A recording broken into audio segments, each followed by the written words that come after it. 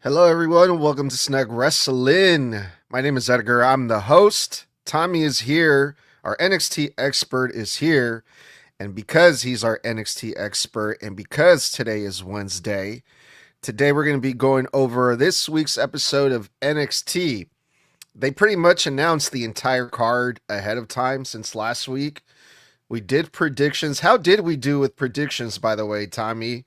Did you keep track of that? Because I think besides the main event, I want to say we got most of them all right, if I'm not mistaken.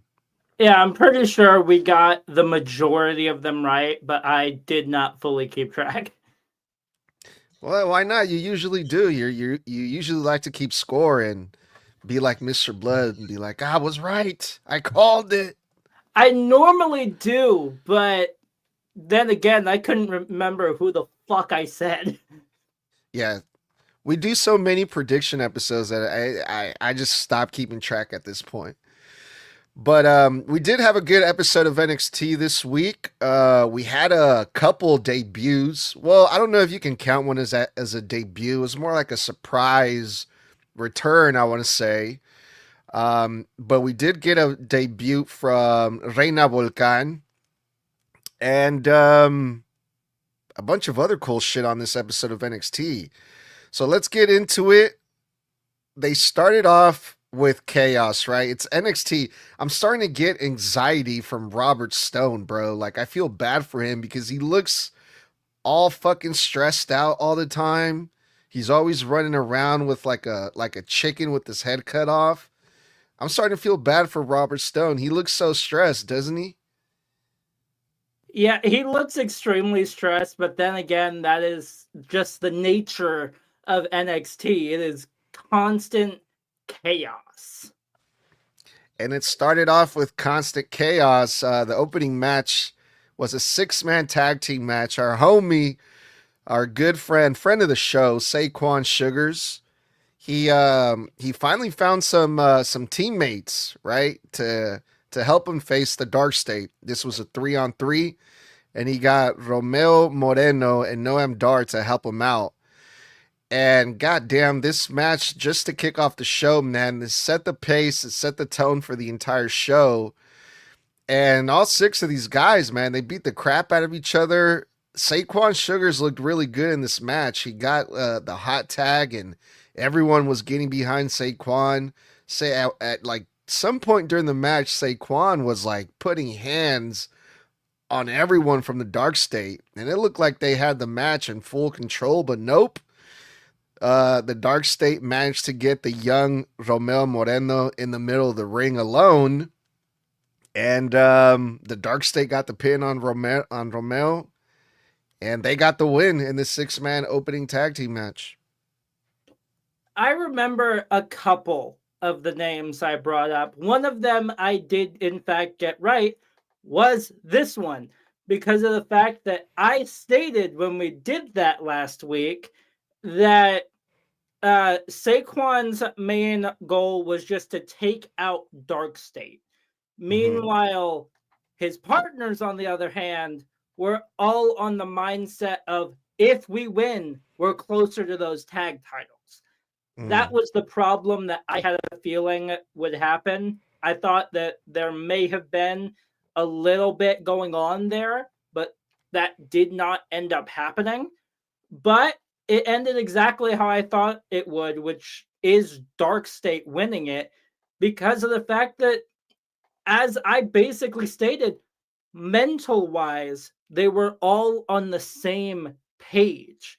Their entire thing was, we're just going to take these three out. Meanwhile, the other one, Saquon, was like, I want to take DarkState out. The other two just want the tag titles. That was the biggest thing there. But Saquon putting Dion Lennox through that wall, like, he specifically went for Dion. He wanted to take Dion out specifically. But when he first tagged in, there was a reason why Dion Lennox tagged himself out. And if you paid attention to what he said, you could slightly hear it. He said, it's on my time alone. It's on my time. So clearly, we're definitely going to get Dion Lennox versus Saquon Shugars too. But it may be a little bit later than we all want. That's a great point. That's an excellent point, actually, because yeah, I remember Noam Dar and Romeo Moreno were like, "Oh, maybe if we get the win in this 6-man tag team match, maybe that'll put us a step closer for the tag team titles."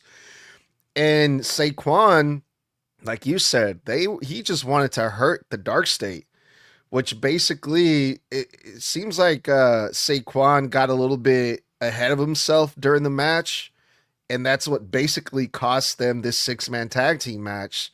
So that's kind of unfortunate for Saquon because he could barely get any teammates to back him up. He finally gets teammates, and he kind of in a way screws them over in this 6-man tag team match, doesn't he?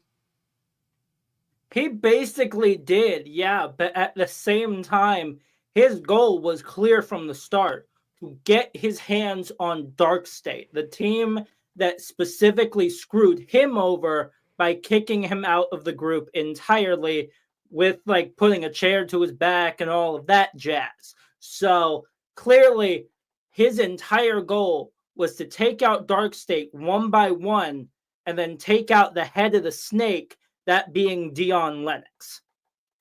Yeah, for sure. I think it's safe to say that this thing with Dion Lennox and Saquon, it's not over yet. But how is it going to end? Like, what is it going to take for these two? What's the big blow off match? Do you think this is going to happen again at Heat Wave, or what do you think? It's very clear that just like another match that we'll get to with Keanu Carver later on, that he's really just wanting to take them out slowly but surely until he's done with them entirely. It's very clear that they are not going to be finished that easily, unfortunately, because once you take one out, as their little phrase states, when DarkState strikes, ain't nobody safe. Yeah, for sure. All right. Oh, and then we had some breaking news coming out of this episode of NXT. The current women's NXT champion Kendall Gray had a face-to-face with her number one contender Lola Vice, and they had a little promo battle, a little back and forth, where Lola Vice claims that Kendall Gray got lucky, that it's not her time yet, even though Kendall Gray is the champion, that it's still Lola's time. Lola says that she's not done being the top of the women's division on NXT. She wants that championship back. And Lola Vice pushed all the right buttons on Kendall Gray and talked her way into making their championship match a underground match, which is a kind of like a MMA style type match, which Lola is undefeated in because she does have the real MMA background. The last time we saw it was versus Kaylani Jordan and Lola Vice, where Lola Vice won. And Kendall Gray, being the new young champion, wants to prove herself. And what better way to prove herself than in the underground versus Lola Vice in a match that she's undefeated with? Kendall Gray didn't back down. She accepted the challenge. So we're going to be seeing these two go at it in the underground, Tommy. What did you think about that? August 4th could not come any sooner, because holy shit. Even Lola Vice was just like, hey, I'll even give her an extra week to train for this, because she doesn't know what the hell she's getting into. So in August, there you go. So this I am super, super hyped for, because it is the queen of the underground, Lola Vice, being undefeated in this type of match. And then you've got Kendall Gray, somebody who very clearly just won't back down from a fight. It's very clear by the fact that she accepted this so quickly. The question is, can she handle it? How much punishment can she take when there are no rules protecting her? that's the question that we will find out an answer to on August 4th when they go head to head. Yeah, man. At this point, I'm not going to bet against Kendall Gray. I mean, she won the NXT Championship when we least expected it. We were all like, "Oh, no way, it's too soon. It's too soon. There's no way she's gonna win it." Bam, she wins it.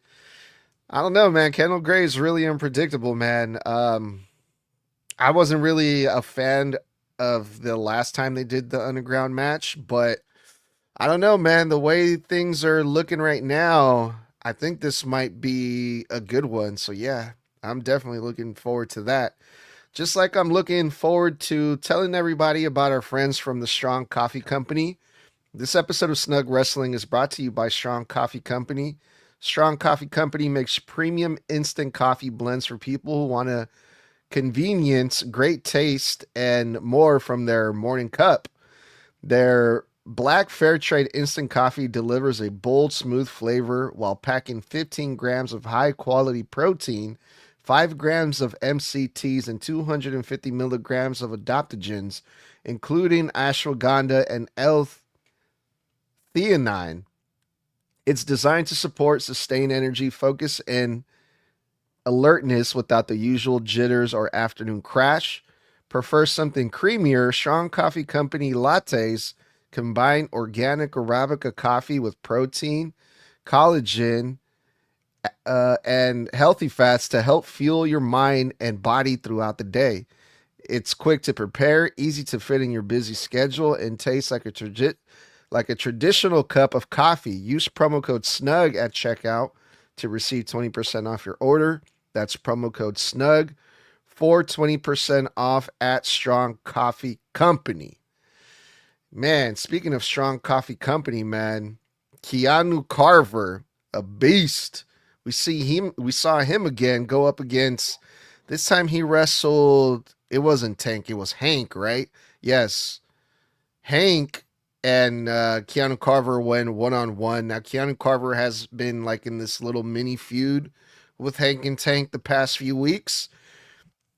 And after this episode of NXT, he's already defeated both of them back to back, 2 weeks in a row. Keanu Carver got 2 wins, except this time the match was really good. It was a hard-hitting match. 2 monsters. Hank is no spring chicken. He's not a little guy. He's a big-ass dude. So is Keanu Carver. They had a great match. But the thing about this one is after the match, Keanu Carver was being a sore winner. He beat Hank and then attacked him after again. But EK Prosper showed up to help Hank and Tank. And all 3 of these guys took out Keanu Carver, where Keanu Carver was left laid out. EK Prosper has 2 wins over Keanu Carver back to back. Are they going to run it back again? And if so, what do you think is going to happen, Tommy? Welcome back, EK Prosper, man. Like, this in itself is going to be an absolute powerhouse of a match. This one with Hank already was. Tank was interesting last week. He got a little bit of offense on him, but Keanu Carver definitely crushed him. But it's very, very clear that Hank here is tough as all. This man is a brick wall that is very difficult to go through. And Keanu Carver did, in fact, find a way to go through. Though EK Prosper, right after the match, came after him like a silver bullet.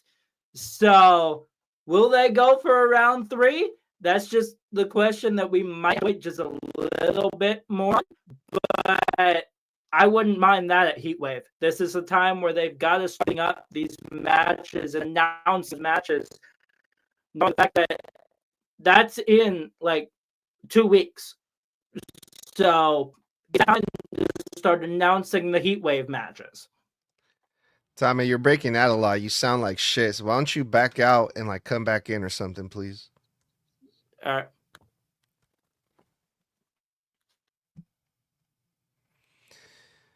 Yeah, while we wait on Tommy, we're talking about NXT. And we just went over Keanu Carver. Let's show you guys a little bit of what went down on NXT with Keanu Carver.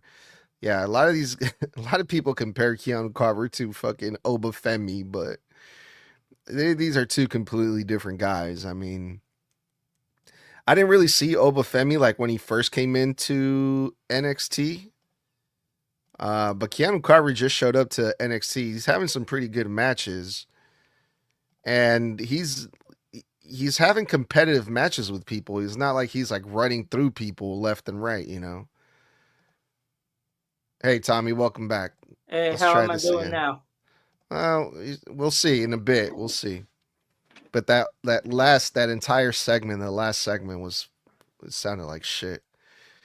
But it's all good. We're gonna keep on trucking here.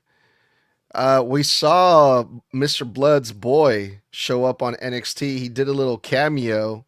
Good old Danhausen and Shiloh Hill, two of the freakazoids of WWE in the same screen on the same show on NXT. And I thought those are two guys that have so much in common. They're both weirdos, right? So I thought it was great that they put them together. And it was a goofy segment, but I liked how it kind of goes into play later on the show. And it wasn't just a goofy segment. There's stuff that they might follow up on here because Danhausen gives Shiloh Hill one of his teeth, right? Because you know how Danhausen has the jar. I can't believe I'm even saying this, but Danhausen has a jar of teeth. Shiloh Hill has missing teeth. Last week, Tristan Angels destroyed his fake tooth, Shiloh Hill's tooth, so he got a new one from Danhausen. But Danhausen was like, oh, hopefully it wasn't the cursed one.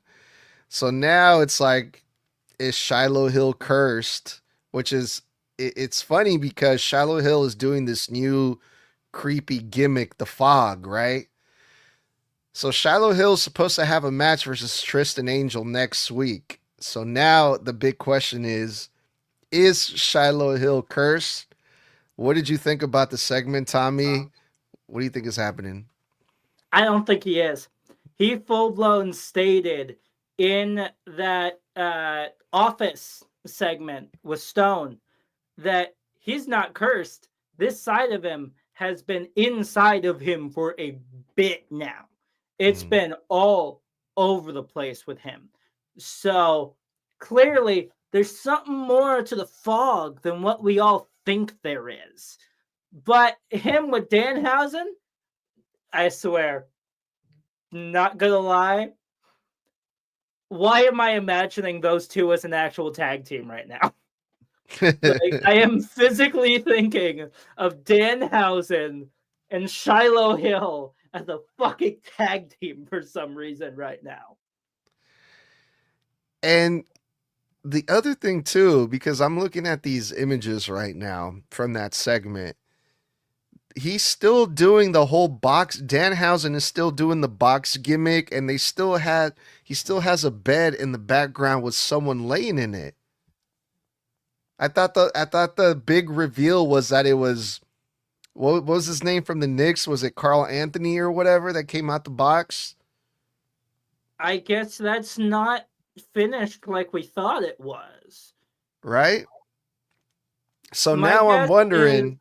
That might have been a thing because he said that his backup was the cat right before Saturday night's main event. And now he puts the cat in, and then Carl Anthony came out. Now that I think about it, I don't think that that's quite done yet. Well, no, because I'm starting to wonder who's on that bed. Right, because it was still in the background of this episode of NXT, and now I'm wondering, hey, I wouldn't be mad if it was Shiloh Hill and the Fog, because you mentioned them being a tag team, right? Hey, let's have Shiloh Hill show up in the main roster with Danhausen. Yeah, that in itself, a lot of people were trying to guess who it was the first time we saw that bed and that long figure in the bed. But at the same time, we were all doing that when it comes to the Masked Man with Seth Rollins and who that could possibly be, because that was all over the damn place on who it could be. It ended up being Theory the first time, and then it was Rollins the second. But yeah, what if it is Shiloh and they do end up being a tag team? Like, it I wouldn't be mad at sounds it. ridiculous. It really does. It sounds ridiculous. But at the same time, it sounds like something that WWE would do. Yeah, I wouldn't be mad at it for sure. All right, on to some serious business now, Tommy. Now that we got all the silly goofiness out of the way, we got Jaida Parker versus the low-key legend Nattie. This is the third match. They were tied 1-1. This was a grudge match, and man, it was a hot match, man. They do not like each other, and it was lovely, man. Nattie again just making Jaida Parker look really, really good. Nattie doesn't get enough credit for the work that she does. The match ended with a little bit of controversy. Jaida Parker got the win by submission, technically, but somebody threw a towel in the ring, and the only people that we thought was ringside was Nikita Lyons and Carmen Petrovich, who's in the faction with Nattie. It couldn't be. It wasn't them. They weren't going to throw in the towel for Nattie so she could lose. It was Thea Hale. So basically, Thea Hale cost Nattie this match versus Jaida Parker. But why is the question? It happened to the backstage segment where Nattie was talking shit to Thea Hill. She was going, hey, if you need some help, I will take you into the dungeon. Look at these two girls. Look at how far they've come. Carmen hasn't really been doing anything. You're mainly referring to Nikita Lyons and the fact that she is the Evolved champion. But it's this simple. Was it a very controversial end to this match? Yes, it was. But at the same time, the record books will state Jaida Parker has beaten the 20-year veteran that is Natalya by submission. And it's very clear that no one can take that away from her. Yeah, she's now 2-1. Jaida Parker is now 2-1 over Nattie. So now that she has these 2 wins over Nattie, I wonder where that's going to put Jaida Parker on the card. And I think it's safe to say we're going to see Thea Hale versus Nattie pretty soon, which, Nattie she's had these matches with Jaida Parker. Who else did she wrestle before Jaida? Was it Tatum Paxley? No, it wasn't Tatum Paxley. It was someone else. Who was she fighting before? Lola Vice, maybe? I don't think it was Lola. Anyway, point is, Nattie is doing a great job of putting the younger talent over in these types of matches. And now it looks like Nattie's going to be working with Thea Hale, which I think is going to do wonders for Thea Hale. She needs it.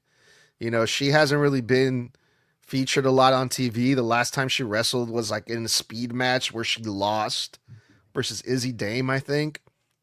So yeah, let's see more of Thea Hale. Let's mix her up with Nattie, and Nattie's gonna make Thea Hale look like $1 million, I bet. Well, what I love about this is the fact that, sure, Thea Hale may not be used on NXT, but she's currently being used in TNA. She is in the tournament for the new Knockouts title. Oh, so, okay. Yeah, she moved on from round 1 and just got into round 2 for it. So, clearly, they're definitely seeing something in her if they're putting her in contendership for a brand new title. Yeah, that's good to know, man. There's not enough time in the week for me to watch TNA as well, unfortunately, bro. But yeah, that's good to know. What weekend is it that? It's the same weekend as Heat Wave, where AAA is going to have another show of their own on the same day, I believe, right? And Robert Stone brought this up to Out the Mud to Bronco Nima in front of his partner and was like, "Hey, Bronco, since you're in Pedro's El Mal in AAA and you're on NXT, basically, I need to know which show are you going to be at because you can't be at both, basically." And that seems to maybe that might cause a little tension there between Out the Mud. Do you think they're starting to plant the seeds for that split, for that heel turn on NXT for Bronco Nima? I definitely think that there's a possibility that that's what they're hinting to.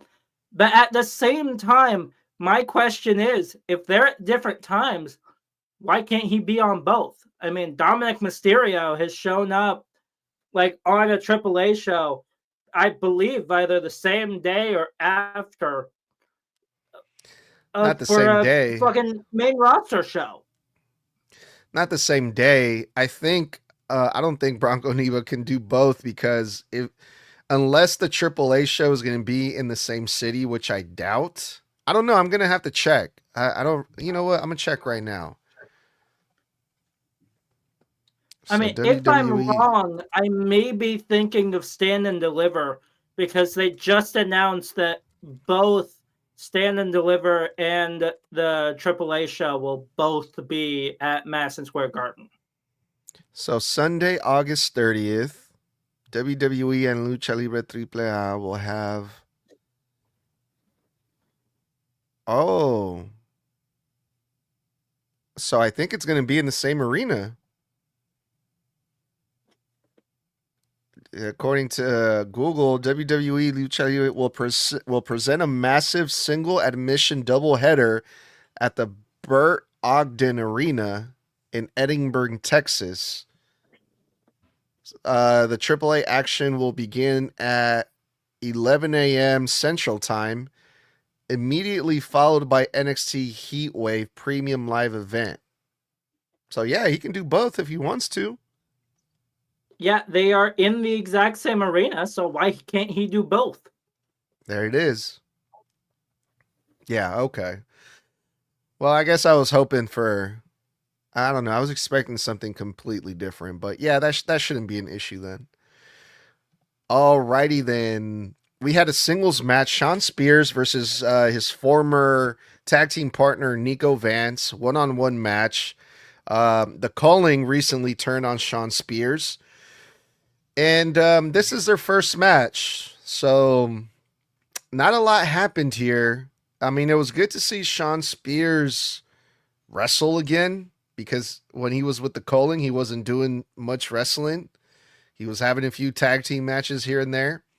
But Shawn Spears is a veteran, man. He's been in WWE on and off for years.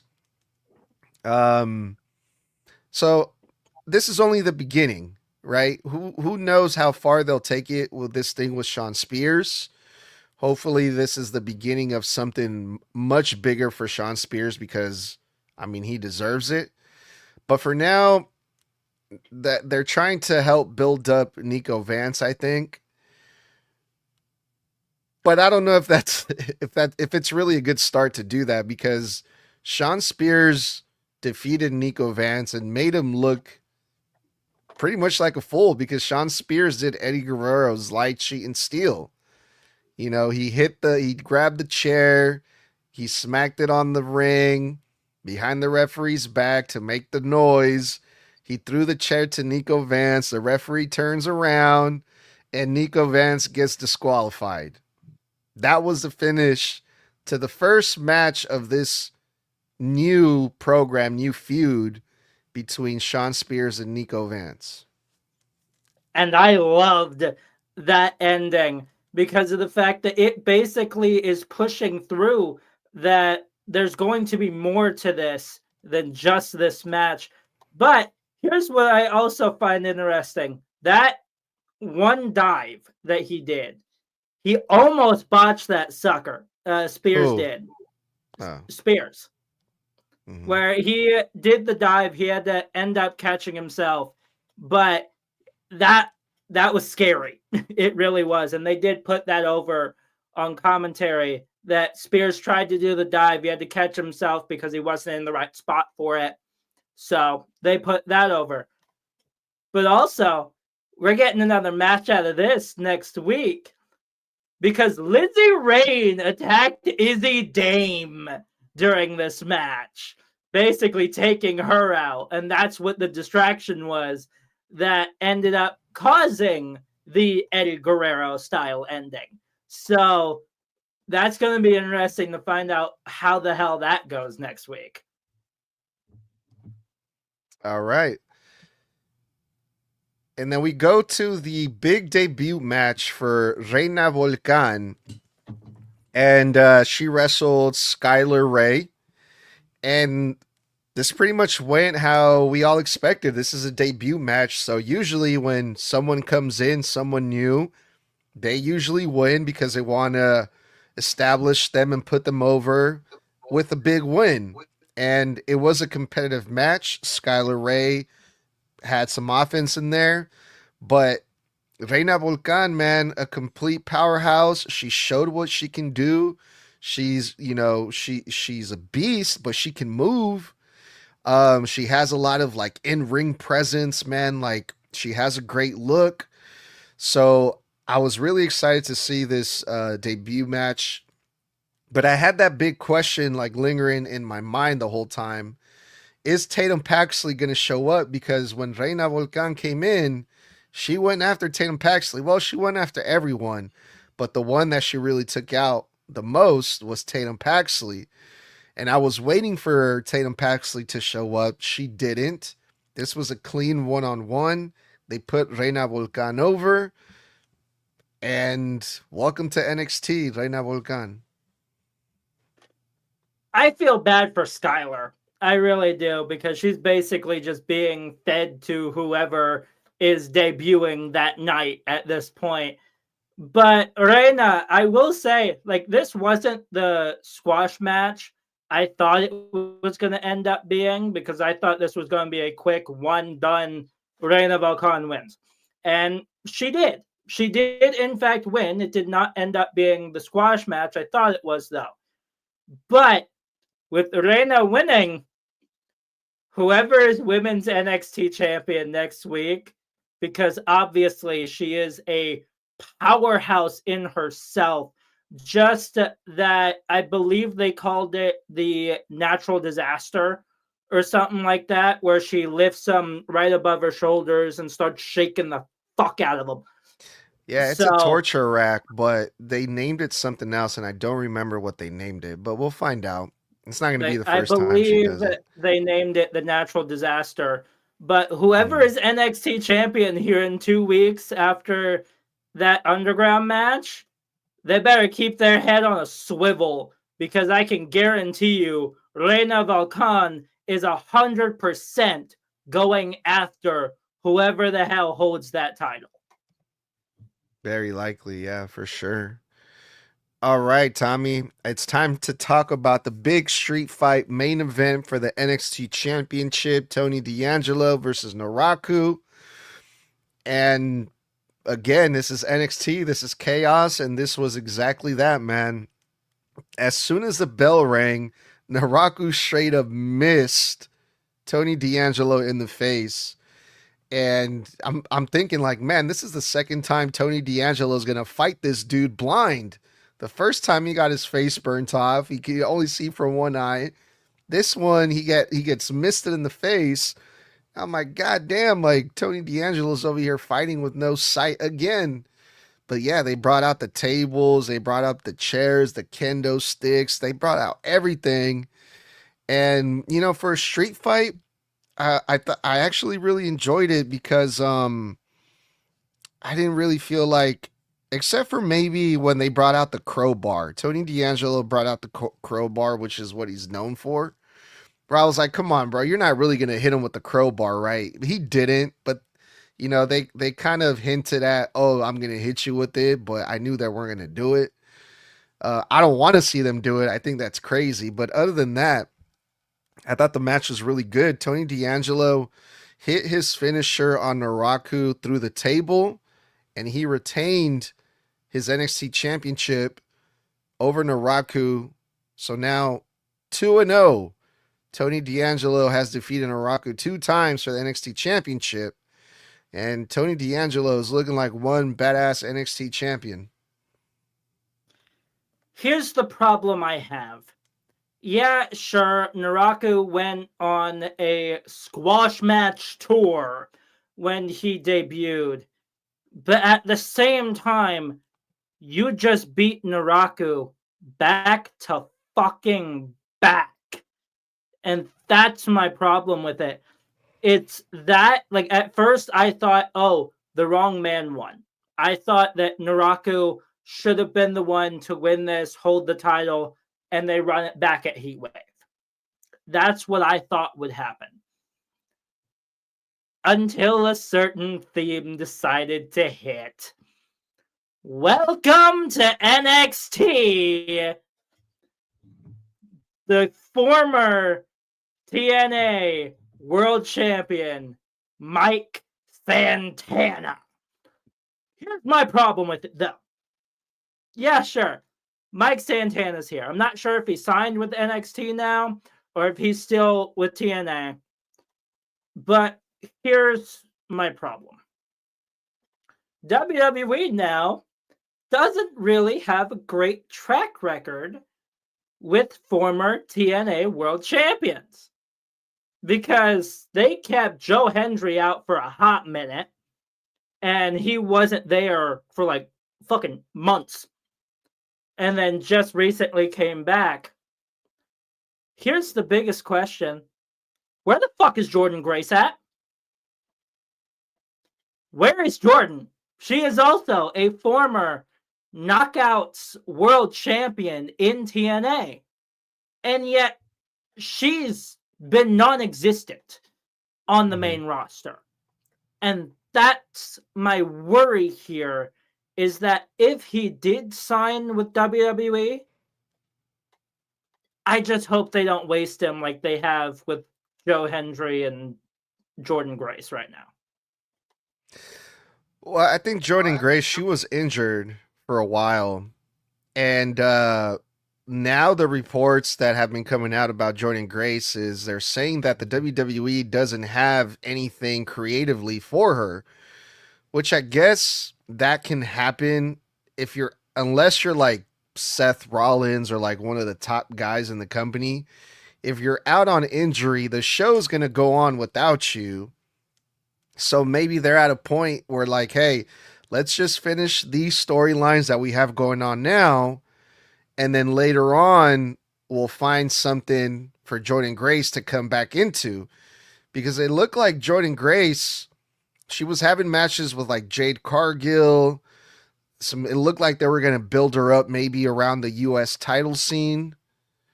And then she gets injured. Now Tiffany Stratton is there. So there's a lot of things that might have changed. You know, when someone gets injured, they have to do all these changes.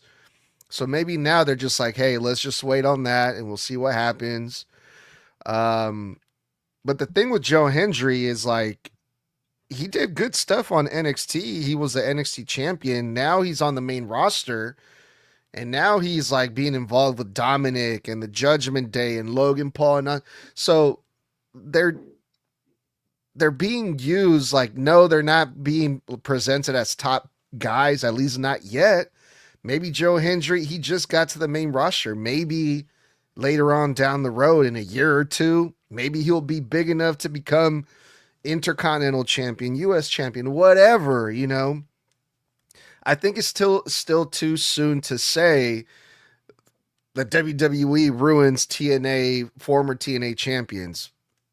I mean, we don't know yet. They just got to the main roster not that long ago. But yeah, when it comes to Mike Santana, there was reports about his TNA contract expiring, and that WWE was interested in Mike Santana. He shows up on NXT last night, which tells me he signed to the WWE. So now the big question is, why would they put him on NXT? He's seasoned. He's been wrestling for a long time. A lot of people were hoping to see him in the main roster, but it looks like they're going to put him on NXT, and they're going to put him straight to Tony D'Angelo in the main title scene, which I think makes sense because we have seen Mike Santana on NXT in the past several times. So this isn't a debut for Mike Santana. The NXT crowd is very familiar with Mike Santana. So I think for that reason, it makes sense to put Mike Santana on NXT instead of the main roster, at least for now. I don't mind seeing Mike Santana for a year or hell or two on NXT. Yeah, Mike Santana being on NXT and specifically going after Tony D'Angelo, I think that's the right option for him because if I'm being honest, looking at the men's locker room, I don't really see many people that could be in contendership for being able to take that title off of Tony D'Angelo. I really don't. But with Mike Santana being here, he is obviously in himself a massive contender for doing exactly that. Yeah, I mean, if someone, well, I thought Naraku would be someone like a serious threat for Tony D'Angelo. At least that's what NXT made me believe. And it worked, we thought Naraku was going to win last night, and he didn't. Hopefully, whatever they decide to do with Mike Santana, they can really sell us on, oh my God, Tony D'Angelo might actually lose versus Mike Santana, and it's going to be a great match. And I think it is. So, yeah, I mean, I'm sure we'll find out more officially if Mike Santana signed to WWE or not. I'm sure he did, because that's what the reports were saying.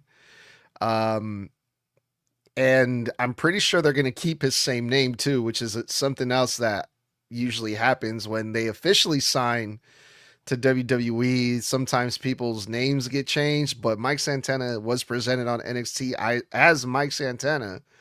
So yeah, we'll see what we learn about that whole situation next week. Yeah, if he did fully sign, that makes 3 men that I could see as a possible threat to Tony D'Angelo. One of them is Keanu Carver, because Keanu Carver is an absolute beast that I am surprised has not had a match against Tony D'Angelo for that NXT title yet. Mm-hmm. The other is Naraku. I still think that he is a massive contender for being able to fully take it off of him at some point. And now you've got Mike Santana, somebody who has been, I believe, TNA World Champion multiple times. Like, he's been it a couple of times, I'm pretty sure. So there we go. Those are the only 3 men that I could possibly see even in contendership for this. That's fair. All right, Tommy. Well, that's what happened on NXT. Now we have 3 matches announced for next week that I want to do quick predictions on with you really quick, if you don't mind. The first one, let's talk about Shiloh Hill versus Tristan Angels really quick. Now this is going to be their 3rd match, I believe, if I'm not mistaken. Except this time there's a little twist to it. I think we're going to see the Fog, Shiloh Hill versus Tristan Angels. I believe this is going to be a tiebreaker too, if I'm not mistaken. So I'm looking forward to this one. I want to see what they do with the Fog, this new character that Shiloh Hill is doing. So I'm going to go with him to win it next week. What are you expecting to see on this one, Tommy? I expect Shiloh Hill to be absolutely pissed off. I mean, Tristan Angels just destroyed his tooth just last week, which is why he had to go to Danhausen.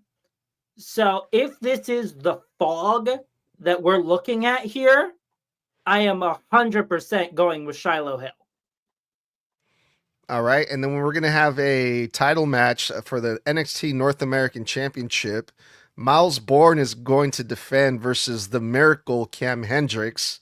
I call him the Miracle because as of last night, he was injured. And then he found out that he could get an NXT Championship match. And he's like, oh, I'm actually feeling a lot better. Let me get that title match.